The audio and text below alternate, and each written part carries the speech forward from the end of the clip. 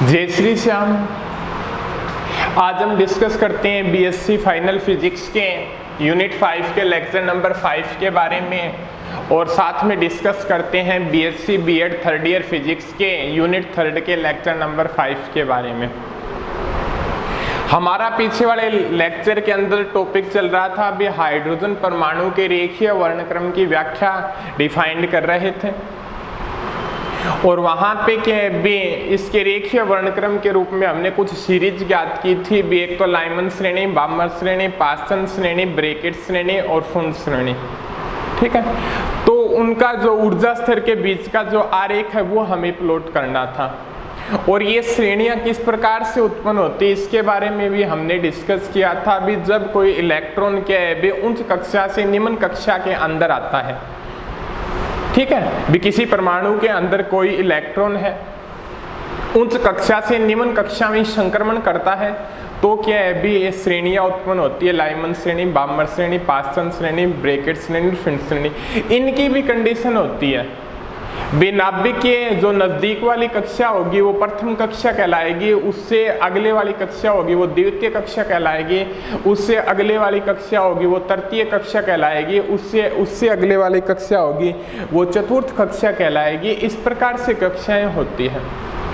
ठीक है, इन कक्षाओं से क्या है भी उच्च कक्षा से निम्न कक्षा की ओर क्या कोई इलेक्ट्रॉन आता है तो वहां पे क्या है भी उस डिफरेंस के बराबर क्या विकिरण ऊर्जा उत्पन्न होती है, और उसके कारण क्या भी लाइमन श्रेणी, बामर श्रेणी, पास्टन, ब्रैकेट और फुंड श्रेणी उत्पन्न होती है। तो अपने पास 5 टाइप की होती है। कौन सी थी? और हमने 3 डिस्कस कर ली थी, 2 बाकी है, उनका आज हम डिस्कशन करेंगे। एक तो होती है भी लाइमन श्रेणी, बामर श्रेणी, पास्टन ही बोल देते हैं या पास्टन ही लिख देते हैं,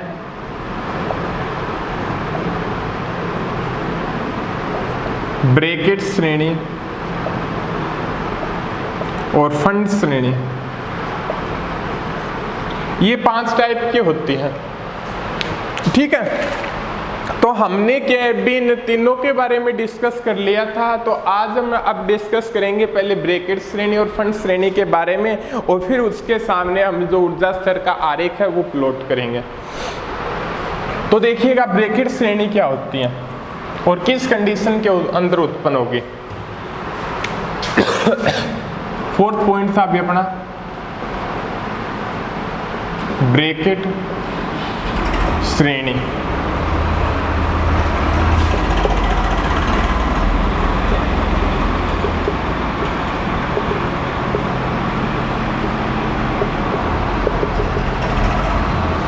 ब्रैकेट श्रेणी किस कंडीशन के उत्पन्न होती है?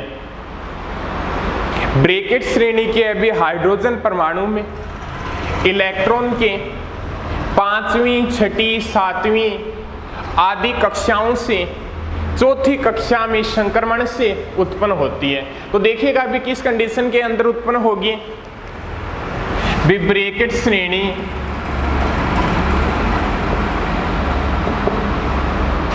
हाइड्रोजन परमाणु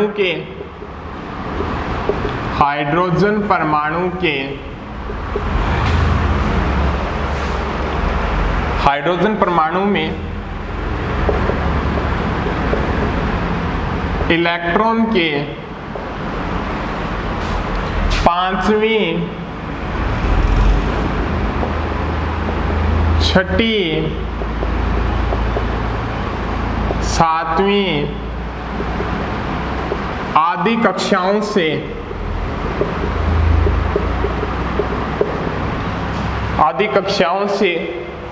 चौथी कक्षा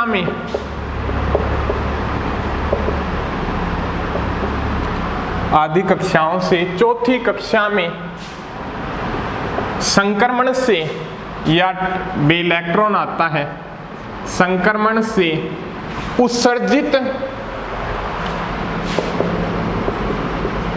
विकिरण से उत्पन्न होती है,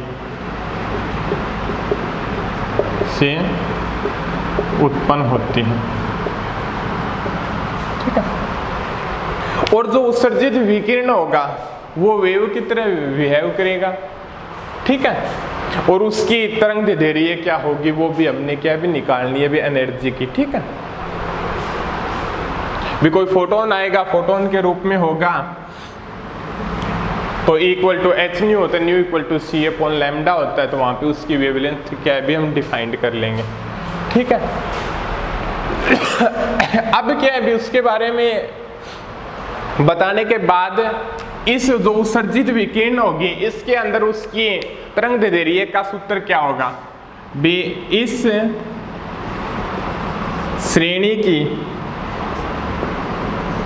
वर्णक्रमी रेखाओं के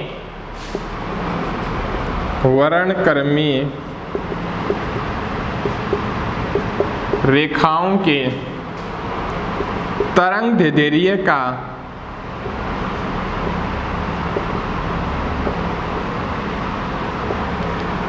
इस श्रेणी की वर्णक्रमी रेखाओं के तरंग दैर्ध्य का सूत्र क्या होगा। एक जो अपने उच्च कक्षा से निम्न कक्षा के अंदर कोई क्या भी संक्रमण करता है भी कोई इलेक्ट्रॉन हाइड्रोजन परमाणु के अंदर कोई इलेक्ट्रॉन उच्च कक्षा से निम्न कक्षा के अंदर संक्रमण करता है तो वहां पे एक फॉर्मूला डिराइव किया था वेवलेंथ का, ये आई थी भी R1/N1 स्क्वायर -1/N2 स्क्वायर। ये चीज क्या है भी हमने डिराइव की थी, वेवलेंथ का कोई फॉर्मूला निकाला था। यहाँ पे N1 स्क्वायर और N2 स्क्वायर के बारे में डिस्कस करते थे। N1 स्क्वायर यहाँ पे किसको डिनोट करता है, निम्न कक्षा को, और N2 क्या है उच्च कक्षा को डिनोट करता है, ठीक है।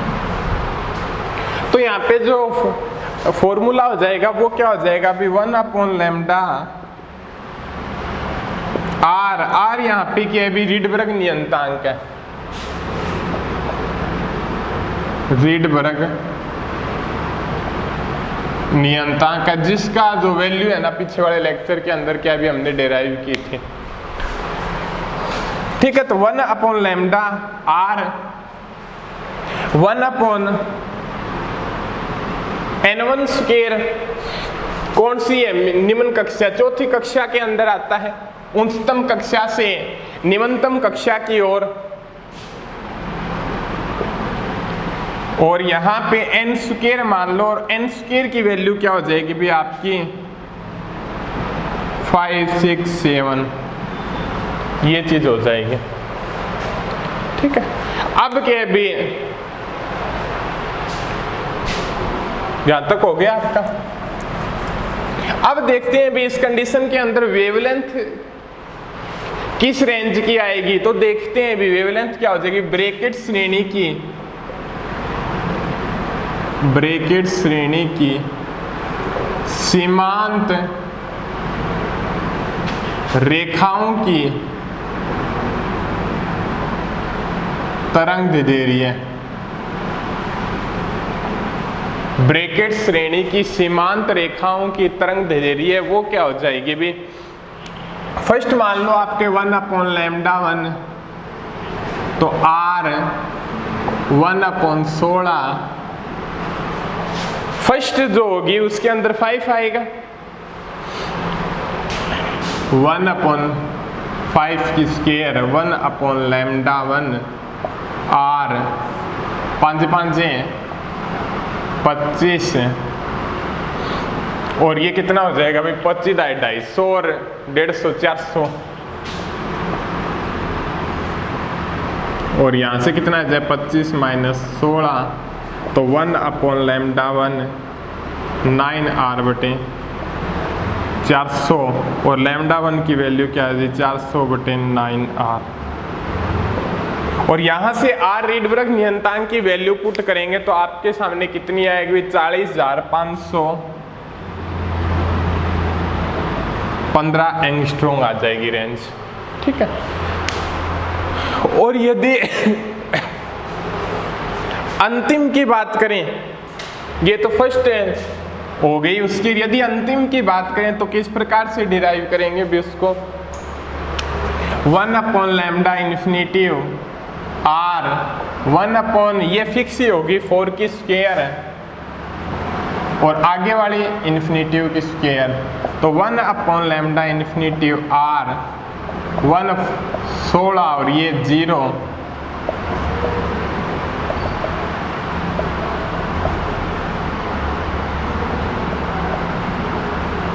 16/r हो गई। और r की वैल्यू यहाँ पे पुट करेंगे तो आपके सामने कितना आ जाएगा भाई, 14,585 एंगस्ट्रॉम आ जाएगा।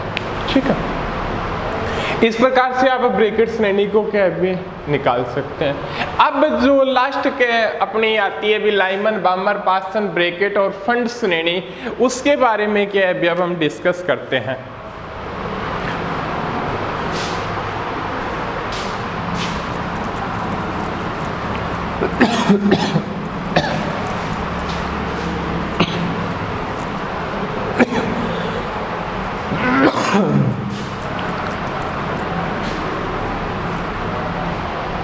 कौन सी है 5 अपने?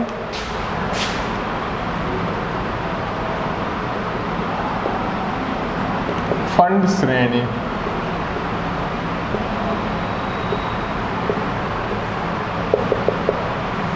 ठीक है, ये क्या होती है? ये जो फंड श्रेणी है वो हाइड्रोजन परमाणु में इलेक्ट्रॉन के 6ठी, 7वीं, 8वीं, 9वीं आदि कक्षाओं से 5वीं कक्षा में संक्रमण से उत्सर्जित विकिरण से उत्पन्न होती है। कौन सी कंडीशन की बात कर रहे हैं? ये कंडीशन किस श्रेणी में होगी? विफंड श्रेणी हाइड्रोजन परमाणु में इलेक्ट्रॉन के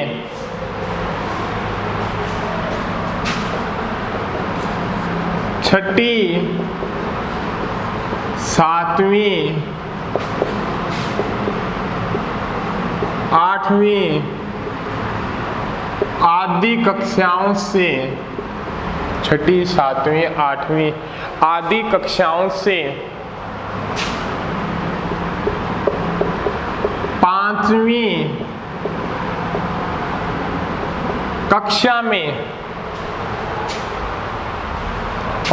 कक्षा में संक्रमण से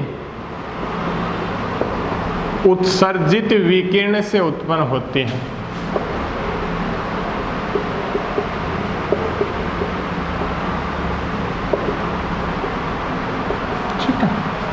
ये जो फंड श्रेणी है वो हाइड्रोजन परमाणु में इलेक्ट्रॉन के क्या है, 6ठी, 7वीं, 8वीं, 9वीं, 10वीं आगे कहीं तक भी हो सकती है से जो 5वीं कक्षा में संक्रमण होके आएंगे इलेक्ट्रॉन, वहां से क्या है 20 प्रकार की श्रेणी उत्पन्न होती है। तो इस श्रेणी के अंदर क्या है भी, इस श्रेणी की वर्णक्रमीय रेखाओं के, इस श्रेणी की वर्णक्रमीय रेखाओं के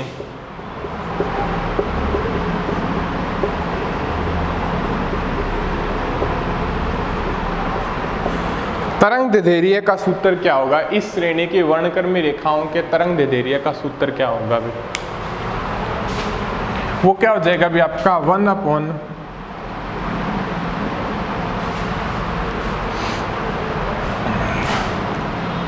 लैम्डा आर n1 स्क्वायर होता है 5 स्क्वायर और n स्क्वायर, और n की वैल्यू क्या होगी भाई 6, 7, 8 यहाँ तक हो जाएगी। और इसके अंदर जो वेवलेंथ निकालेंगे वो किस श्रेणी की आएगी वो देखते हैं अपने।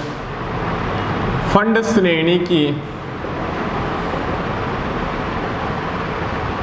सीमांत रेखाओं की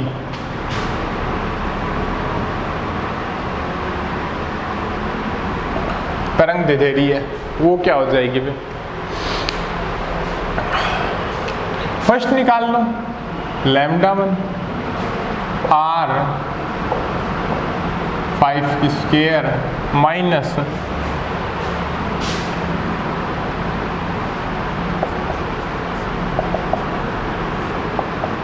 पच्चीस 36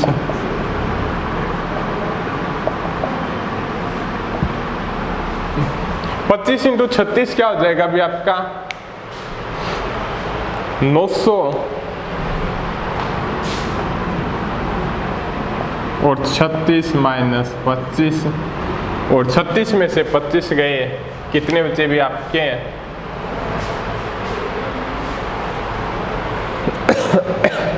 9, थोड़ी मिस्टेक है क्या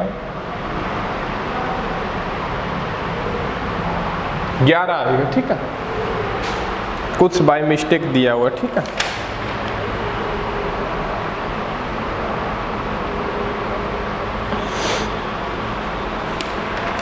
तो इस कंडीशन के अंदर क्या होगा अभी देखते हैं।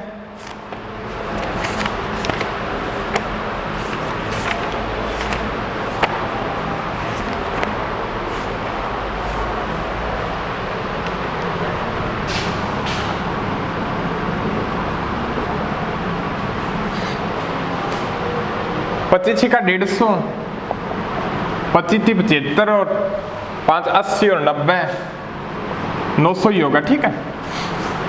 और यहां से कितना आ जाएगा अभी आपका 11,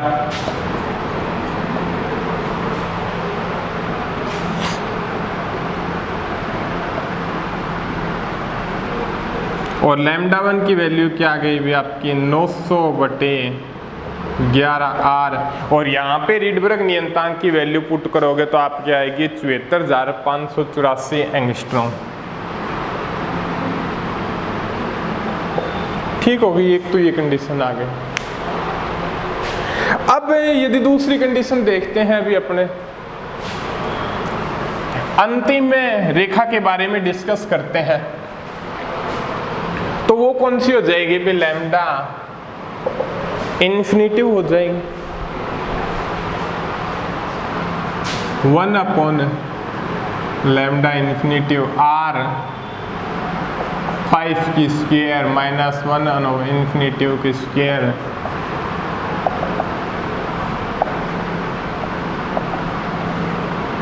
और लैम्डा इन्फिनिटिव 25 बटे आर हो जाएगी। 25 बटे आर की वैल्यू क्या आएगी भी आपकी 22,790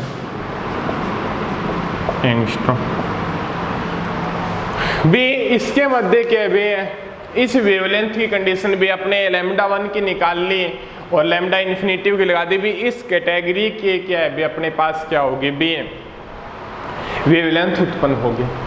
अब क्या है भी ये तो हो गया अभी लाइमन बाम्बर पास्टन ब्रैकेट और फंड श्रेणी के बारे में, और इसका जो वर्णक्रमीय रेखाओं का जो स्पेक्ट्रम दर्शाते हैं या स्पेक्ट्रम शो करते हैं तो वो किस प्रकार से शो करते हैं उसके बारे में क्या है भी अब हम देखते हैं।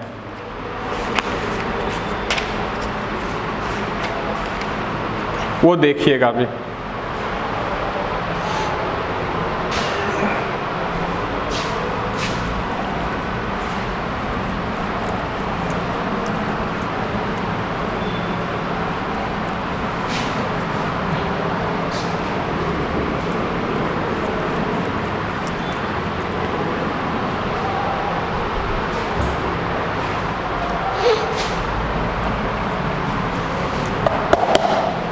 अब के भी उसका स्पेक्ट्रम देखते हैं भी किस प्रकार से प्राप्त होगा।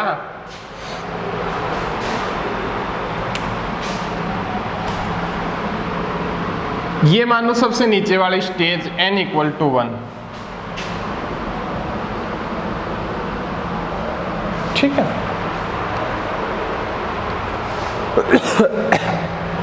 बी किस प्रकार से उच्च कक्षा से निम्न कक्षा, ये n = 1 मान लो,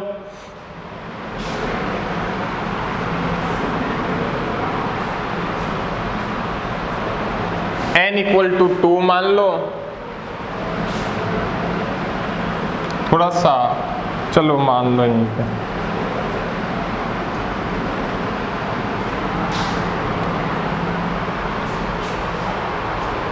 n = 3 मान लो,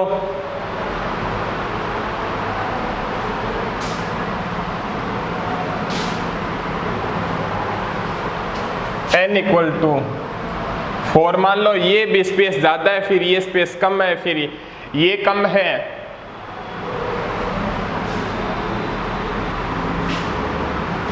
फिर ये इसकी अपेक्षा कम है, थोड़ा सा और कम कर दो, n इक्वल टू 5 मान लो।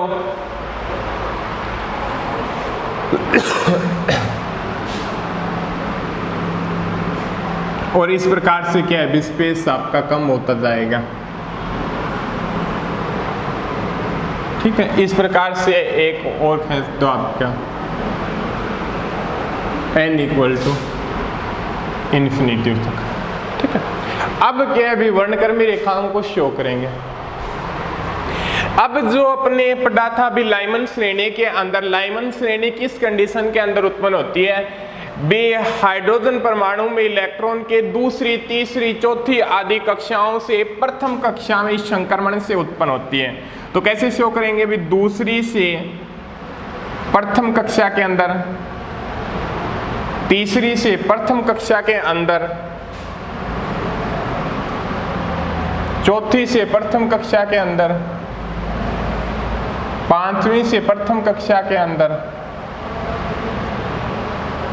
और इस प्रकार से उच्चतम कक्षा से निम्न कक्षा के अंदर।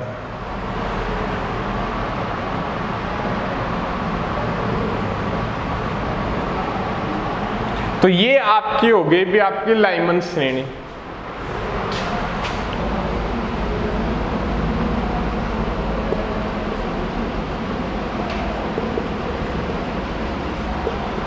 लाइमन श्रेणी।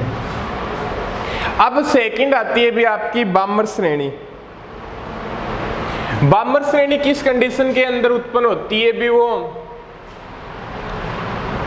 तीसरी, चौथी, पांचवी, छठी, सातवीं आदि कक्षाओं से प्रथम कक्षा में संक्रमण से उत्पन्न होती है। भी तीसरी, चौथी, पांचवी आदि कक्षाओं से क्या है भी प्रथम कक्षा में संक्रमण से क्या होती है भी उत्पन्न होती है। ये आगे भी आपकी बामर श्रेणी। लाइमन बामर पास्तन श्रेणी क्या होती है भी, चौथी, पांचवी, छठी कक्षाओं से तीसरी कक्षा में संक्रमण से उत्पन्न होती है। ठीक है, पास्तन श्रेणी।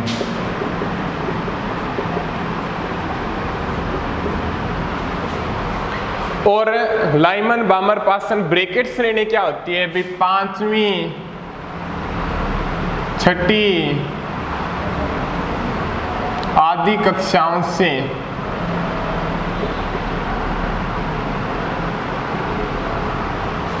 चौथी कक्षा में संक्रमण से उत्पन्न होती है। और फंड श्रेणी हो रहेगी, वो क्या होती है भी आपकी छठी, सातवीं, आठवीं, नौवीं आदि कक्षाओं से पांचवी कक्षा में संक्रमण से।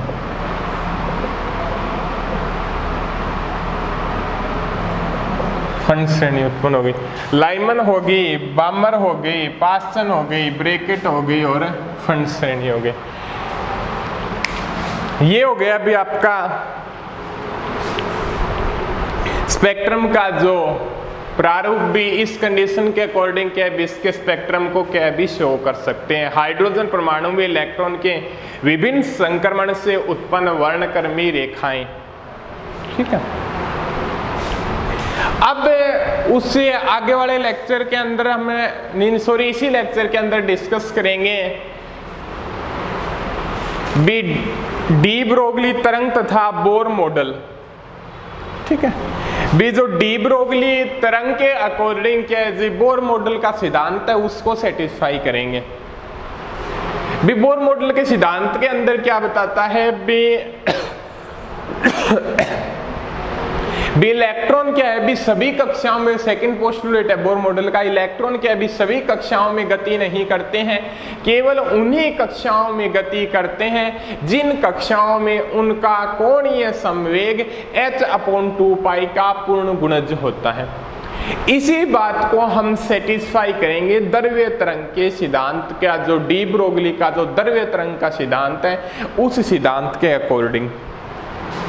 और डी ब्रोगली का द्रव्य तरंग का सिद्धांत क्या बताता है भी, जिस प्रकार तरंग कण के समान व्यवहार करती है उसी प्रकार गतिशील द्रव्य कण भी तरंग के समान व्यवहार करना चाहिए।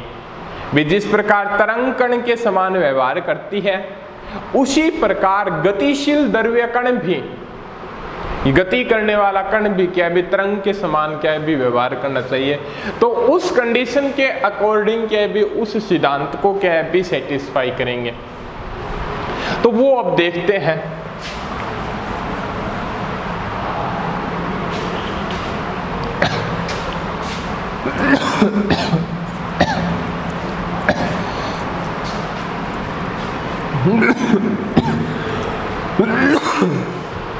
देखिएगा क्या है भी आपका डी ब्रोगली तरंग तथा बोर मॉडल।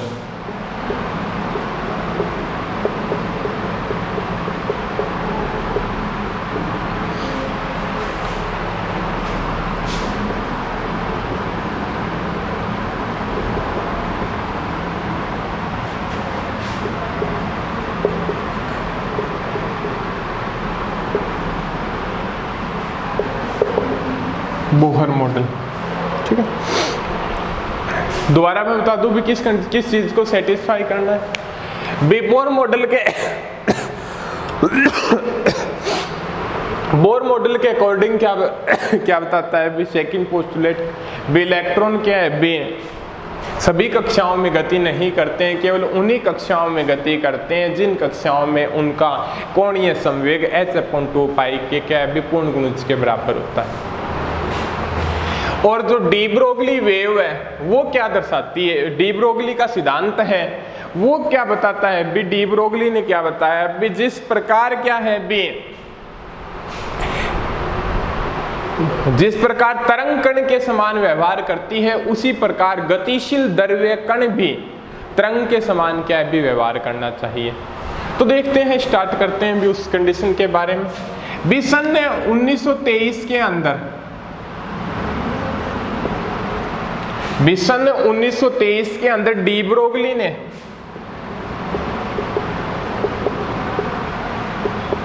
डी ब्रोगली नाम के साइंटिस्ट ने जो बोर का जो क्वांटम प्रतिबंध का सिद्धांत था उस सिद्धांत को सेटिस्फाई किया, और उसके बाद में जो बोर के क्वांटम सिद्धांत के अकॉर्डिंग जो तथ्य थे वो तथ्य बताए। उन तथ्यों में उन्होंने क्या बताया,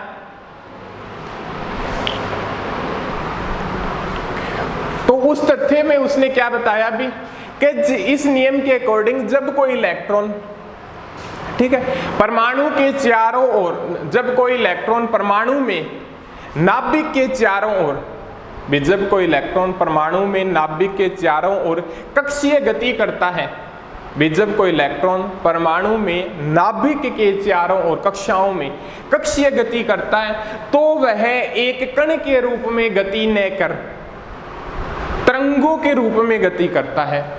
कण के रूप में गति न कर तरंगों के रूप में गति करता है। भी क्या कंसेप्ट बताया भी उन्होंने, भी डी ब्रोगली सिद्धांत क्या कहता है भी, गतिशील कण होगा, ये गतिशील द्रव्य कण होगा वो हमेशा क्या है भी तरंग के समान व्यवहार करेगा।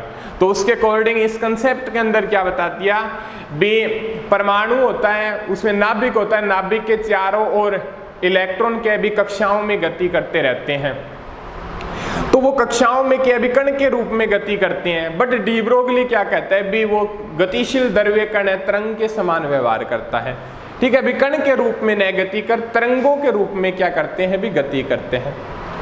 अब दूसरी बात है, एक बात ये सामने आती है भी यहाँ पे क्या है भी, वो एक सिंगल तरंग नहीं हो सकती भी। अपने वहां पे जो कंसेप्ट फेल हो गया था भी, पार्टिकल तो क्या है भी पीछे रह जाएगा, तरंग आगे चली जाएगी, बट पार्टिकल और तरंग क्या है भी दोनों साथ साथ होनी चाहिए, ये बात आपने सामने आई थी। तो वहां पे क्या चीज कंडीशन चल रही थी, यदि हम सिंगल तरंग माने तो क्या होगा, अभी तरंग आगे चली जाएगी, पार्टिकल पीछे रह जाएगा। ये चीज क्या है भी हमारे सामने आई थी।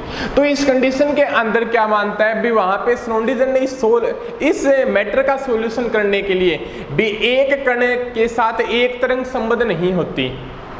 तो इसने ये बताया श्रोडिंगर ने, इसके साथ दो या दो से अधिक तरंगे क्या होती है भी संबंध होती है, और वो तरंगे क्या है भी मिलके क्या है भी अध्यारोपण के सिद्धांत के अकॉर्डिंग क्या है भी एक वेव पैकेट्स का निर्माण करती है। ठीक है, और वेव पैकेट्स के अंदर उनकी तरंग दैर्ध्य होगी। उसके बारे में क्या कंसेप्ट दिया भी, ये मान लो कोई नाभिक है और ये क्या है भी कोई कक्षा मान लो, और यहां पे क्या है भी कोई इलेक्ट्रॉन गति कर रहा है, और वो गति करने के साथ कण के रूप में गति न कर तरंग के रूप में क्या है भी गति करता है। ठीक है, और एक कण के साथ क्या है भी श्रोडिंगर ने बताया भी एक तरंग संबंध नहीं होती है, दो या दो से अधिक तरंगे क्या होती है भी रिलेटेड होती है, और दो या दो से अधिक तरंगे मिलके क्या है भी एक तरंग पैकेट का निर्माण करती है श्रोडिंगर के अकॉर्डिंग। और श्रोडिंगर का प्रतिबंध ये है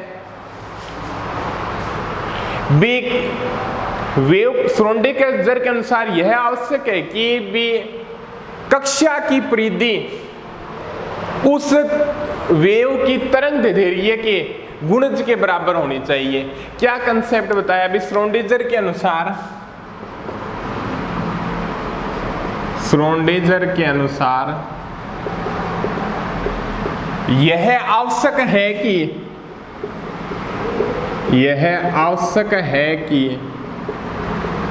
कक्षा की परिधि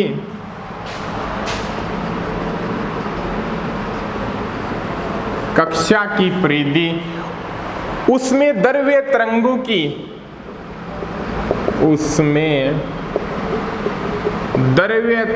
की तरंग दैर्ध्य की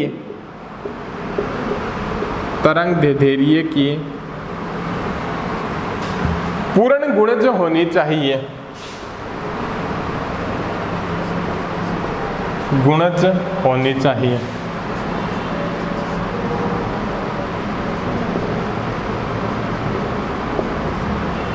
श्रोडिंगर के अनुसार यह आवश्यक है कि कक्षा की परिधि उसमें द्रव्य तरंगों की तरंग दैर्ध्य की क्या होनी चाहिए भी पूर्ण गुणज होनी चाहिए। ठीक है, अब वो क्या हो जाएगा भी आपका इसके अकॉर्डिंग भी, माना कोई इलेक्ट्रॉन nवीं कक्षा में गति करता है। ठीक है, तो उसकी रेडियस क्या हो जाएगी भी, माना कोई इलेक्ट्रॉन nवीं स्थायी कक्षा में क्या भी गति करता है, तो वहां पे उस कक्षा की त्रिज्या क्या हो जाएगी भी आपकी Rn हो जाएगी। ठीक है, तो उस कंडीशन के अंदर nवीं कक्षा की परिधि क्या हो जाएगी, nवीं कक्षा की परिधि किसी वर्त के लिए कक्षा की परिधि क्या होती है भी 2 पाई r के बराबर होती है, तो यहाँ पे 2 पाई रेडियस क्या हो जाएगी भी Rn हो जाएगी। ठीक है, अब उसके बाद में देखते हैं भी श्रोडिंगर के अकॉर्डिंग यह आवश्यक है कि कक्षा की परिधि क्या होती है भी उस तरंग दैर्ध्य की पूर्ण गुणज के बराबर होने चाहिए। तो यहाँ पे उसकी तरंग दैर्ध्य मान लो कि अभी आपकी लैम्डा मान लो, तो वो क्या आ जाएगा भी आपका 2 पाई Rn कक्षा की परिधि तरंग दैर्ध्य की पूर्ण गुणज के बराबर होनी चाहिए, n लैम्डा के इक्वल होनी चाहिए। ये चीज क्या होगी भी आपके सामने निकल के आ गई। अब जो डी ब्रोगली के अकॉर्डिंग है, वो डी ब्रोगली का जो द्रव्य तरंग सिद्धांत है, उस सिद्धांत से क्या होता है अभी, डी ब्रोगली के द्रव्य तरंग सिद्धांत से lambda equal to h upon p होता है। ये निकालते हैं।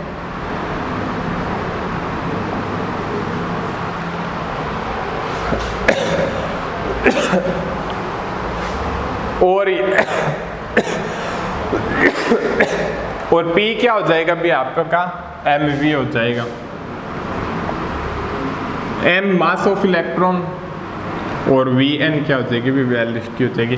बी सिद्धांत के according lambda equal to h upon p। Lambda तो क्या है भी एक तरंग को शो करता है, भी यहाँ पे तरंग दैर्ध्य डिनोट की गई है। और p क्या है भी यहाँ पे कण mv होता है, तो कण का समवेग आ गया और v कण का वेग आ गया। तो ये फॉर्मूला क्या बताता है, दोनों ही तथ्यों को सेटिस्फाई करता है, भी तरंग के रूप में भी डिनोट करता है और कण के रूप में भी me। ठीक है, समीकरण 2 का मान समीकरण 1 में रखने पर, समीकरण 2 का मान क्या है भी समीकरण 1 में रखने पर, तो वो क्या हो जाएगा भी आपका 2 पाई Rn n h upon Vn, और यहाँ से MeVn Rn NH अपॉन 2 पाई, ये चीज आ गई। और ये ही क्या है भी आपका बोर का क्वांटम सिद्धांत है, यही बोर का क्वांटम सिद्धांत है, या सेकंड पोस्टुलेट मान लो। इस पोस्टुलेट के अकॉर्डिंग क्या बताता है भी किसी कण का संवेग क्या होता है भी h अपॉन 2 पाई का क्या होता है भी पूर्ण गुणज होता है, वही चीज क्या होगी भी बोर के अकॉर्डिंग श्योर कर दी, और वही क्या है भी डी ब्रोगली के अकॉर्डिंग क्या है भी हमने डिफाइंड कर दी। तो ये होता है भी डी ब्रोगली तरंग तथा बोर मॉडल का रिलेशनशिप इस प्रकार से क्या है भी डी ब्रोगली तरंग है बोर मॉडल को क्या करती है भी सेटिस्फाई करती है। ठीक है, आगे पढ़ते हैं अभी हम अगले लेक्चर के अंदर।